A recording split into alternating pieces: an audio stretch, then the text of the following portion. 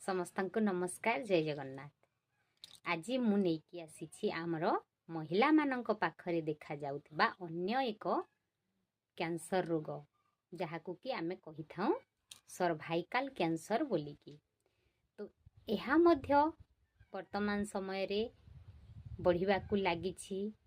तेणु यार लक्षण गुड़ी को मध्य समस्त परिवार रे महिला मने जानिबा उचित, जेउथिरे कि से माने लक्षण को न जानी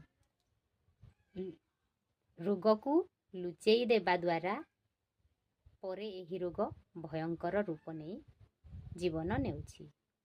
तो आसंतु जानिबा एही सर्वाइकल कैंसर रो लक्षण गुड़िक कौन। तो देखंतु सबु जिनिस तो मने रहेनी, तेणु मु याकू आपण मानक पाखरे उपस्थापना करुछि। तो पढ़िकी प्रथम कारण हेउछि रजोनिवृत्ति परे रक्तस्राव हेबा।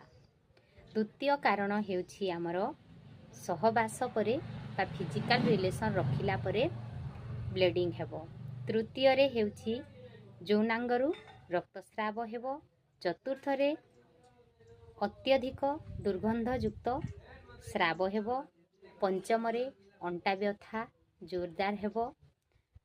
षष्ठ रे महिलार तली पेटरे जंत्रणा हेबो।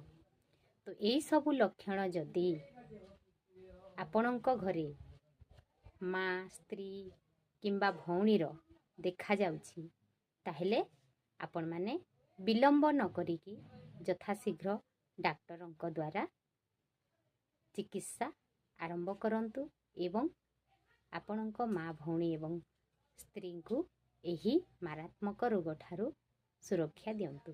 रहुछि जय जगन्नाथ।